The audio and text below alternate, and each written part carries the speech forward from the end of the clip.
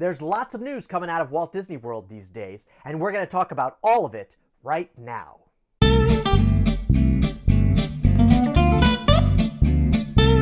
Hey everyone, I'm the goofy guy, Jim Spangler, and I'm here with another update about what's going on at Walt Disney World, and there is a lot of news to share. First of all, Rise of the Resistance finally opened on December 5th at Walt Disney World, and from everything that I've heard, it is nothing but rave reviews.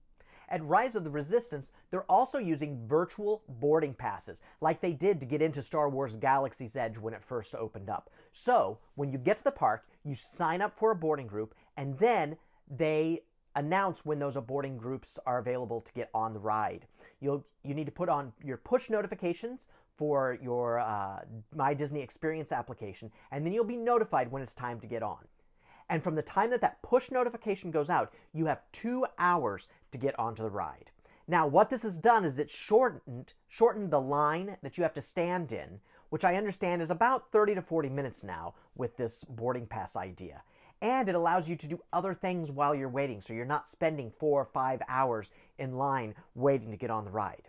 Now, I do know that not all the boarding groups are guaranteed to get on. It depends how the ride runs that day and how things go. If they have to shut down the ride a lot, then the last boarding groups for the day may not get to ride. So there is no guarantee that just because you're in a boarding group, you're going to get to ride Rise of the Resistance.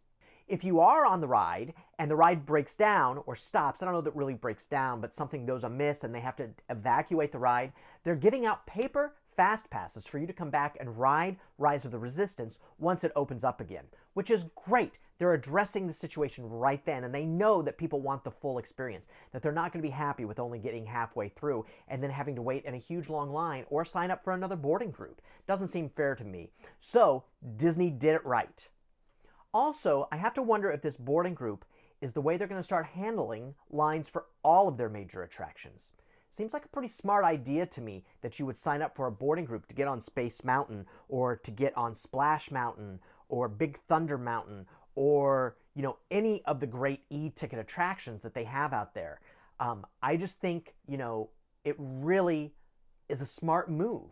You're no longer waiting in a long line. You get to enjoy the whole queue, so you get the whole story, and you get to ride the ride. I think it's really smart. Let's talk a little bit about the opening of the Rise of the Resistance. Such a cool opening ceremony that they did. At the very beginning, the X-Wing fighters rising from behind the mountains. So awesome. Those drones were amazing. If you'll remember a few years back, I guess more than a few years back, but the opening of New Fantasyland, when they had that dragon, that fire-breathing dragon, fly over New Fantasyland. So cool. It's too bad they only used that once. But these X-Wing fighters were so awesome. They were drones that lifted up.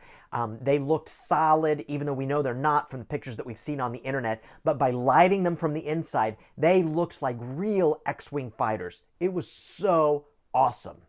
Also, I wanted to talk about Bob Chapek, and I wanted to talk about his announcement.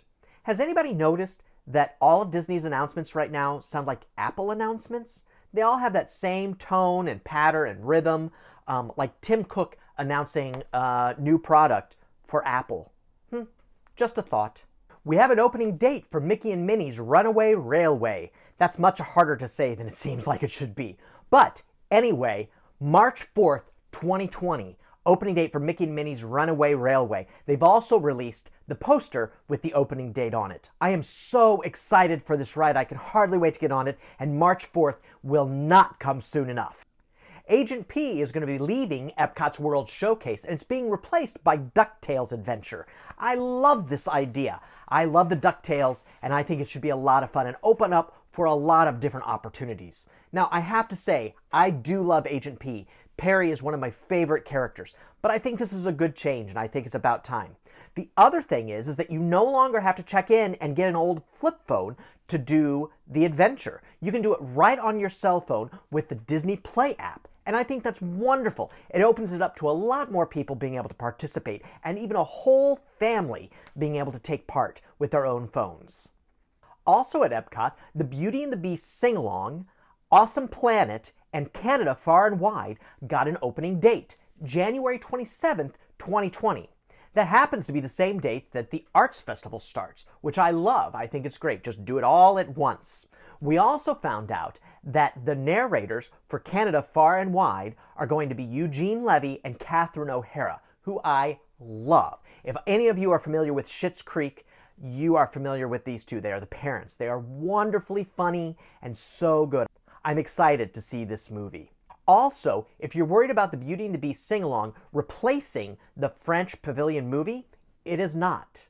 Wonders of France will remain at the French Pavilion. This is just going to alternate back and forth between the two.